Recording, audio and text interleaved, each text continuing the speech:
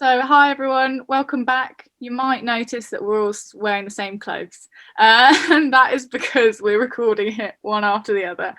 We're not wearing the same clothes on two separate days. We're here today to talk about the Women's Six Nations preview, starting this Saturday, which is really exciting. There's a bit of touch and go, I think, about whether or not the Six Nations were going to go ahead for the women, but it's really great that it is.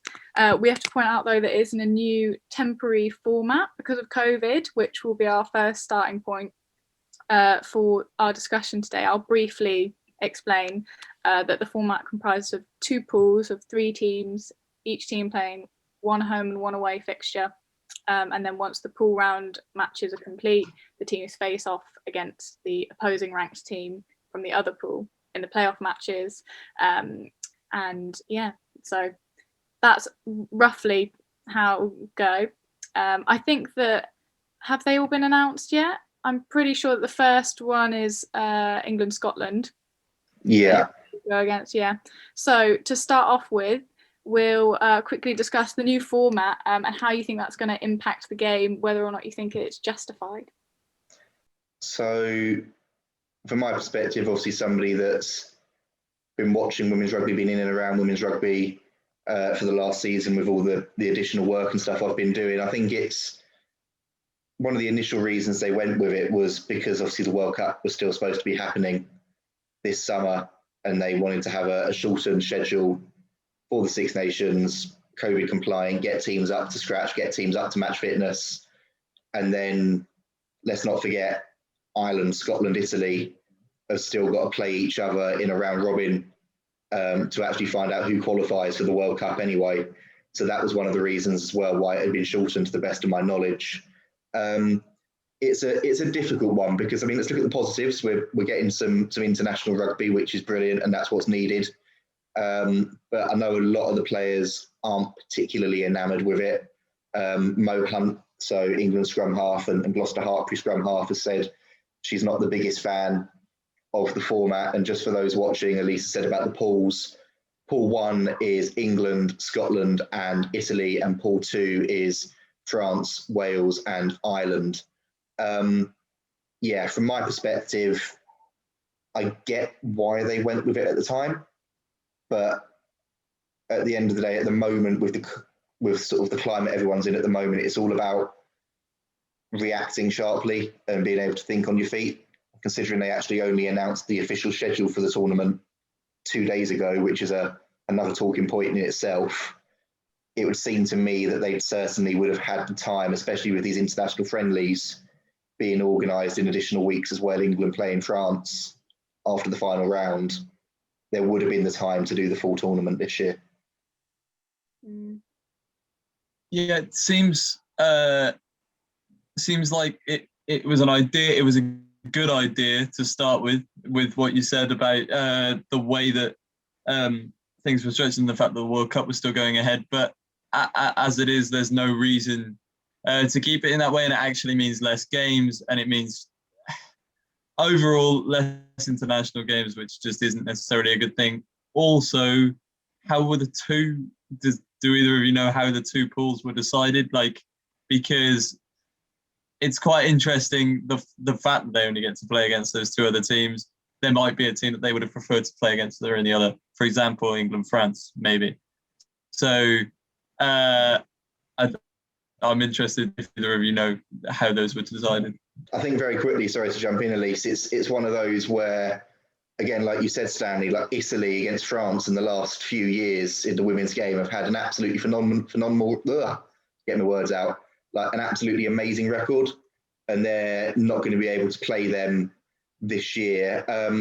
Looking at it, England Pool A is first place, fourth place and fifth place from last year's tournament, and then Pool B is France were second, Ireland were third, and Wales were bottom. And obviously, it's worth considering last year's tournament, England were the only team that actually got to finish all 5 of their games. So I think it's been, to the best of my knowledge, it's been based off those previous performances and rankings, which does make sense. But also like you said, it does take away a little bit from those grudge matches and those clashes that you'd be wanting to have as a player.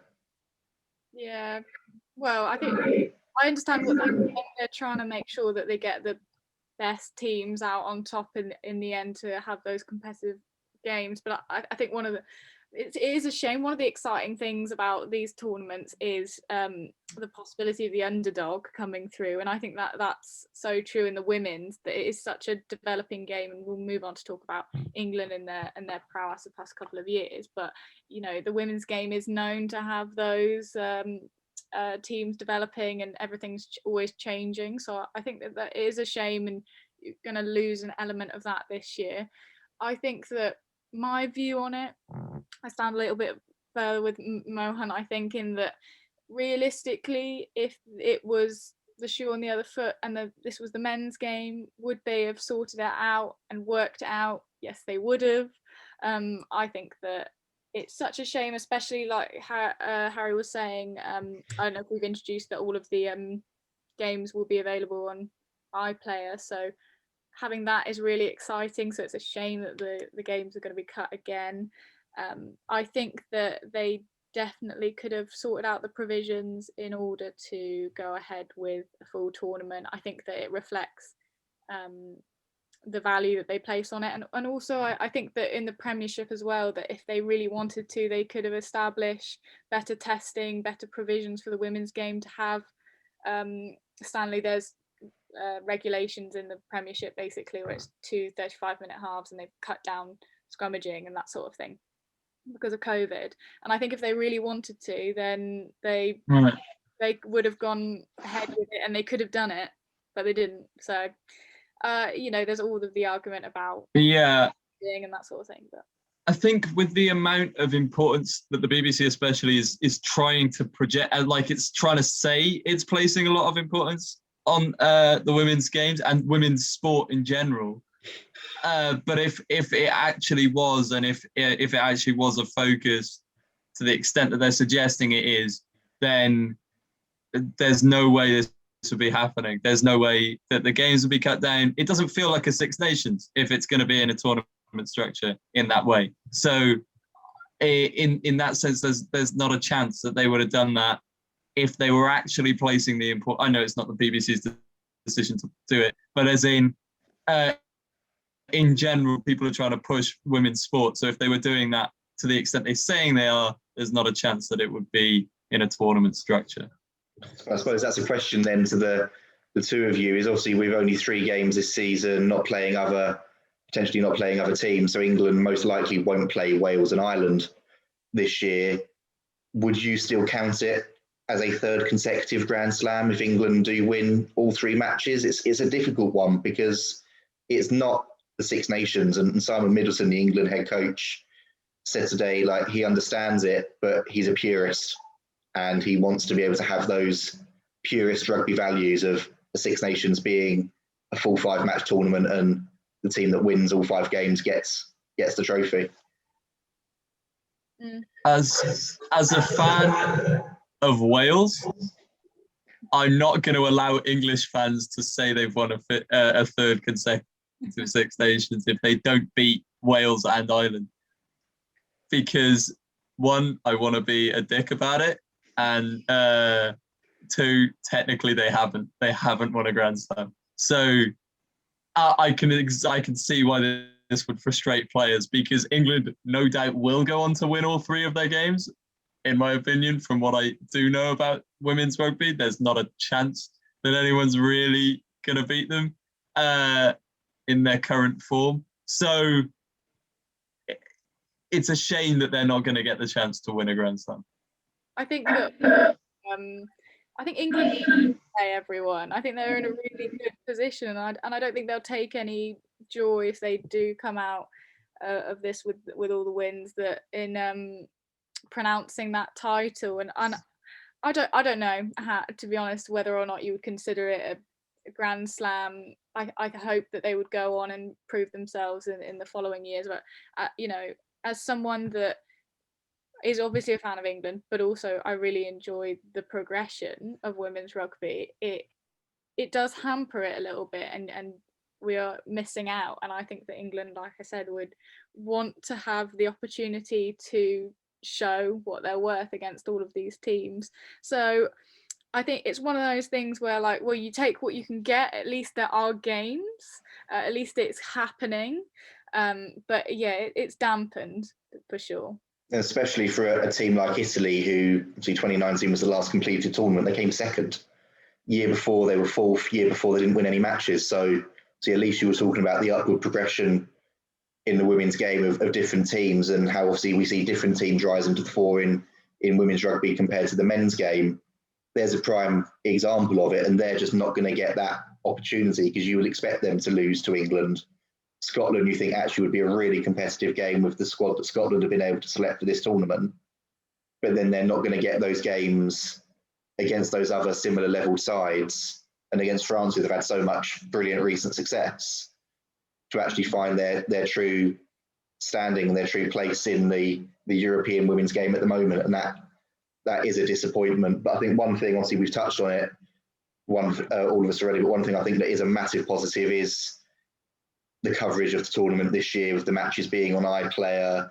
England's placing final on the 24th of April will be terrestrial TV on BBC Two, and it marks the first time that a Women's Six Nations game is going to have been shown live, uninterrupted, on BBC One or BBC Two, and obviously that goes with the November internationals against France as well. It's such a positive step, and for the two of you as well, then having more games being streamed online, being shown on TV. Obviously ITV have got the coverage for the World Cup, and they've done a really good job with it all the years they've had it, but that can only be a positive thing, can't it? Especially with the more and more streams of Prem games as well. Okay.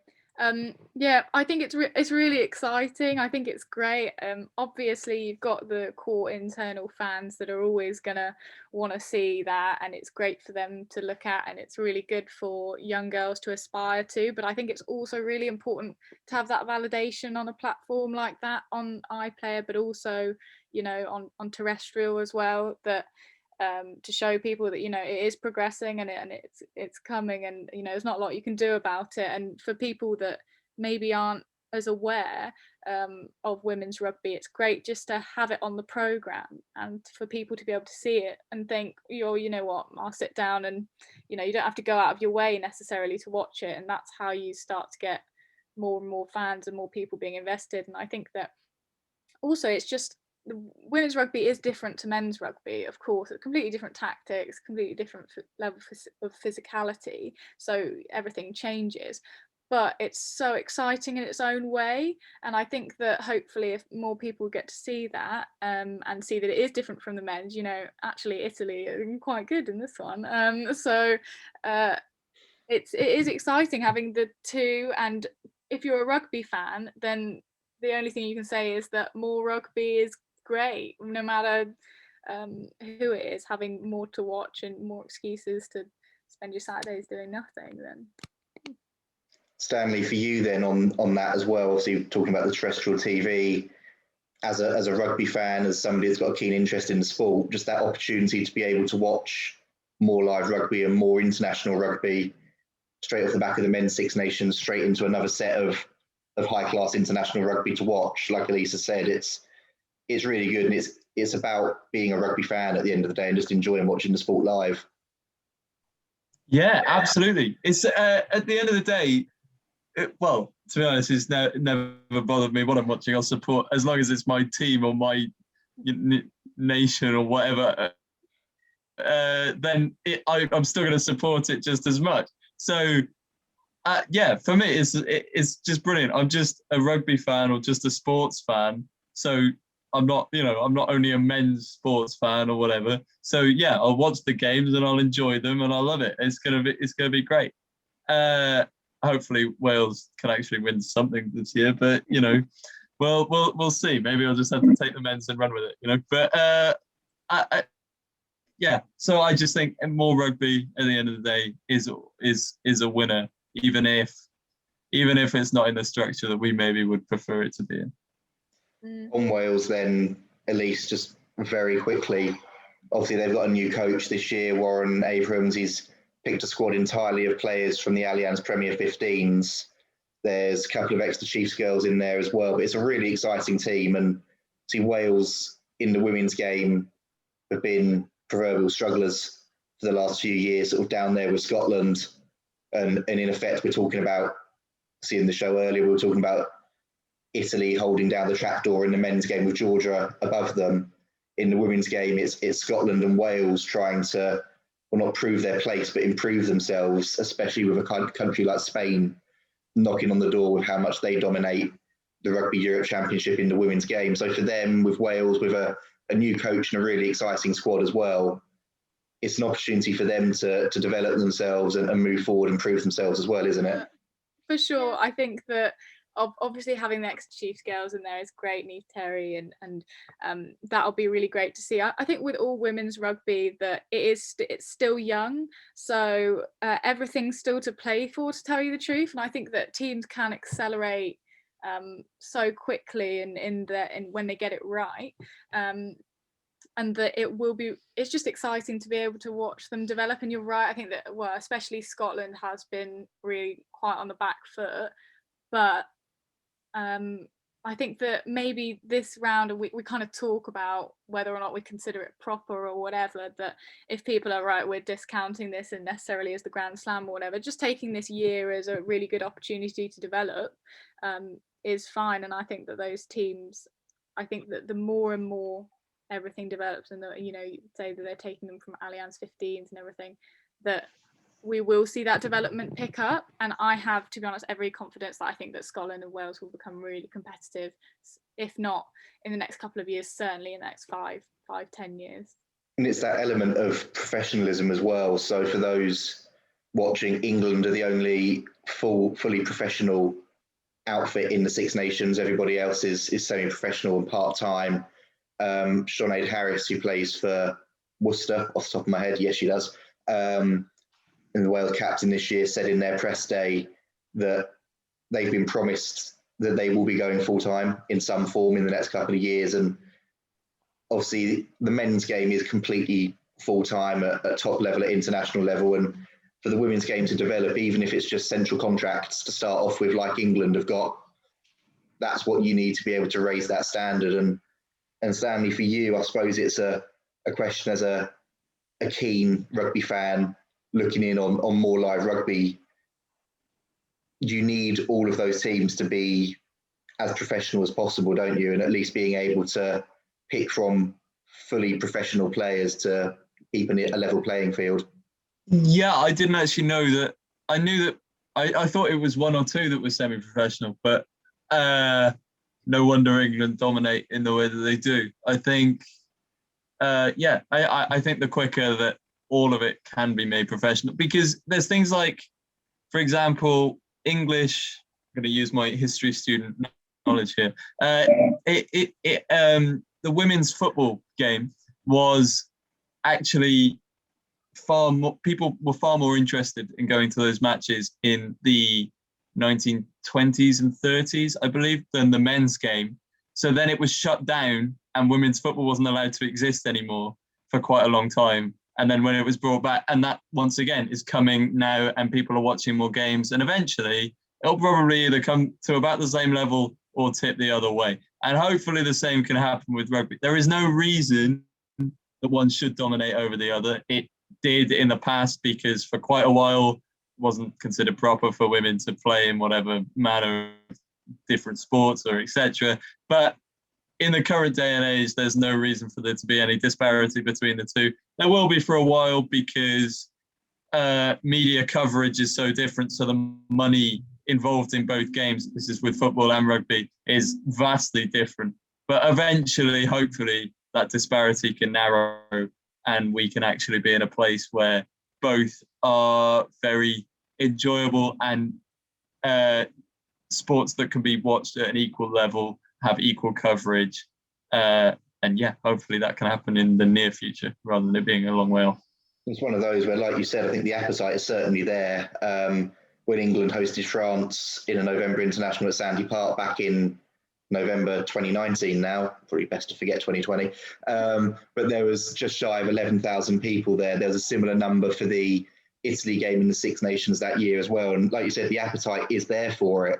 especially in the Southwest, which is brilliant. And it's about starting to increase that media coverage, increase that awareness. And I know they've said that a goal for the England women's team, the Red Roses, is they want to see if they can try and sell out Twickenham, which is obviously a huge challenge to set yourselves to try and get 82,000. I think the record for Women's World Cup final, I think, was in France when the World Cup was there. They got 19,500 in.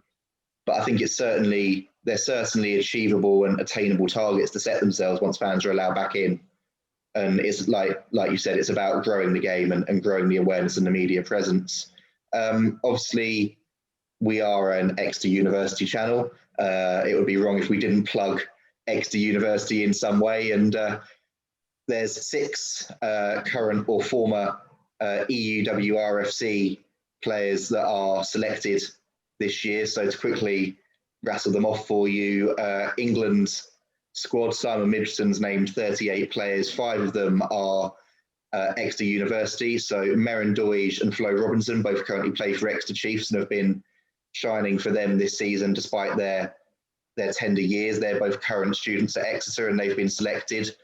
They've also been selected there alongside Bristol Bears' Amber Reid, who's an inside centre, Harlequins' Langi Tuima, who is an inside centre as well, so they'll both be gunning for that spot, and Bryony Cleal, who plays for Saracens, who's been announced in the squad as well after her injury. And then for Wales, another centre, obviously brilliant at producing them down here, Gemma Rowland has also been included. And I suppose for both of you, obviously they may not be names that are all over the national press, although I think some, obviously they certainly should be for the performances they've been putting in.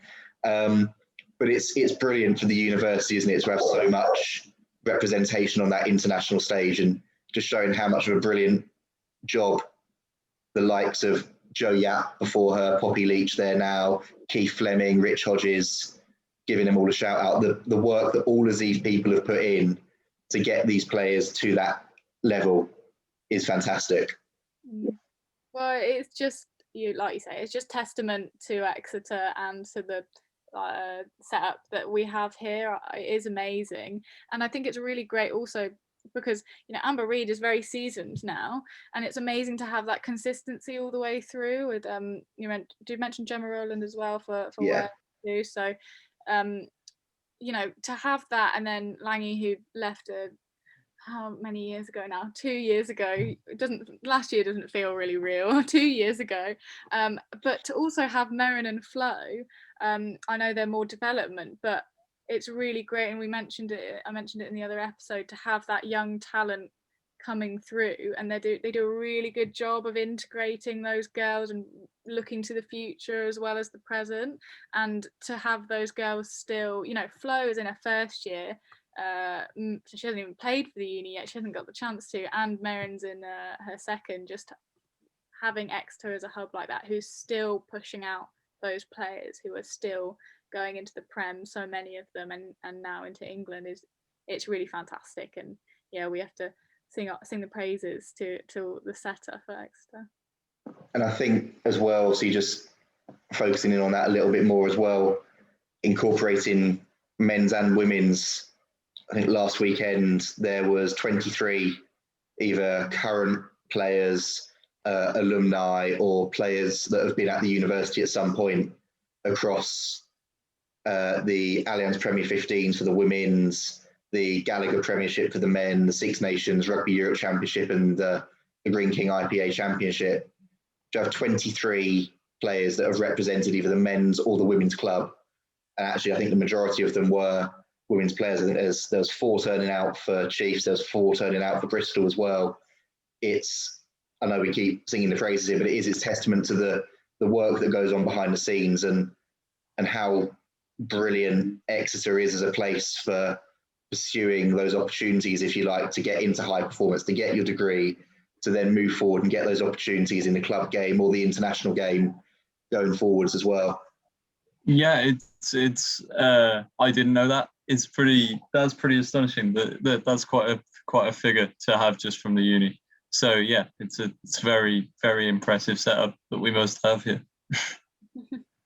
So I think just to round up a little bit then back onto the women's tournament itself, who are the players to look out for, do you think, in this tournament? So, well, it's great to have Sarah Hunter back after her injury spell anyway. That's really great. It would be a bit on the nose to say Jess Breach, because she is just an absolute powerhouse and she always nails it. But for me, the person that I'm most excited for is Helena Rowland, because I think that now Katie Daly-McQueen has retired, it would be really great to get her to stretch out a bit more and see what she's made of. I think she's so fantastic in the Premiership. She really stands out alongside Emily Scarrett, who's much more seasoned. So I think that she's probably the one that I'm most looking forward to seeing, other than all of the Exeter girls, of course. Just quickly then, obviously, like you said, with Katie Daly-McQueen retiring from international rugby, there's 4 fly halves in that England squad. Ellie Green, Harlequins fly halves in as a development player. Meg Jones is in, has been tearing it up for Wasps all season 7's player as well. Helena Rowland at Loughborough, like you said, and Zoe Harrison at Saracens. If you were to put your money on one of them, $1 million question, who would you go with as your starting fly half against Scotland? I just love Helena Rowland, but I think they'll Meg Jones, yeah. So they are all amazing. And here's the thing about the women's as well, is that all of those girls, not only do they nail it in their positions, but they're so adaptable. So they'll do great wherever they are. But actually, I think now you say it, Zoe Harrison probably, I think that's who they'll pick. I don't think the lineup's been announced yet, has it? No. But I would like to see Helena Rowland. I think that she's my pick if I was doing it. Obviously, I'm going to say neutral. I think all of them are brilliant for different reasons, and like you said, the adaptability as well. So you saw in those France games back in November when they were trialing things out, you saw Rowland and Harrison actually playing as a 10-12 axis, which worked really well, a bit like the Ford Farrell combination in the men's game as well, and we saw how much of an impact that had. And like I said, the adaptability as well of those players. You feel like, for those watching that don't really know the names we're talking about, check out the highlight reels when you get a chance, because the highlight reels for the likes of Meg Jones this year have just been absolutely unreal, with try assists all season.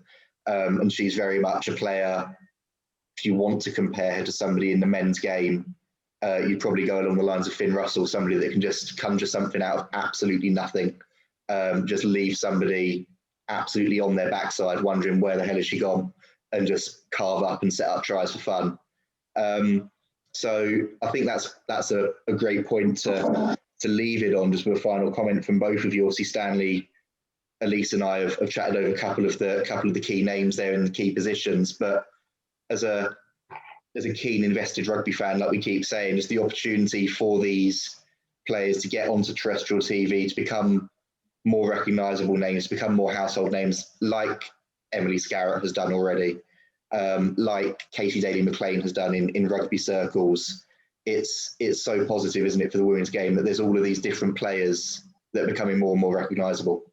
Yeah, absolutely. Because whilst I don't know the majority of the names that you guys have thrown around, eventually I will, and that's hopefully that's the point. You know, that although I am now going to look out for the ones that you guys have mentioned. Yeah, no, I think the opportunity to know more about them, or to have them as household names, is a very good thing. And I think I'll say, to finish as well, we didn't really get to talk about it, but another really great thing is that there's an all-female referee and assistant referee crew for this championship. Nikki O'Donnell, I think she's officiating 2 of the 6 full matches, so that's really great as well. It's just really good to see it progressing more and more. It is such a shame about COVID, but like you say, you might not know those names, but everyone will eventually. And the more it's spoken about, then the more people will turn and think, yeah, I'll give that a watch. And that's what's so good about it. And as I said, just to finish, then, now that Six Nations have finally announced the fixtures, took them long enough, but we're finally there now. Just for those watching this that are interested, definitely check it out. The standard of rugby is absolutely fantastic all over the park. There's a lot less kicking in the women's game. It's a lot more about the running game, which is brilliant to watch because you just see players literally just turning on the afterburners when they get an opportunity and really searching for those spaces and those gaps in defence. And obviously we've only talked about England, but watch out if you get a chance for the likes of Rona Lloyd for Scotland and Jazz Joyce would be the obvious one for Wales. They are such talented players with so much gas, so much strength, and they really will be tearing it up this year as well. So just to give you a quick rundown then, and for those that do want to watch, England's opening game against Scotland is this Saturday. It's a 3 p.m. kickoff on BBC iPlayer. And then France are taking on Wales at 8 p.m. English time, and that's BBC iPlayer as well. So if it's okay with the two of you, then we'll wrap this one up. So thank you very much to both of you for joining us, and for all of you, hopefully be like Stanley as well. Go and check out the highlight reels, because trust me, you will not be disappointed, and hopefully that will lead you to watching these games on iPlayer, watching these games on BBC Two, and then watching these players come back and try and transfer that international form back into their club games when the Prem 15s gets underway as well. So thanks very much to Elise, and thanks very much to Stanley for joining us. It's a bit of a first for us, filming 2 shows in one evening. From the light behind me, you've seen it getting progressively darker over the 2 recordings. But thanks very much for joining us, and we'll see you again for the next one of these soon.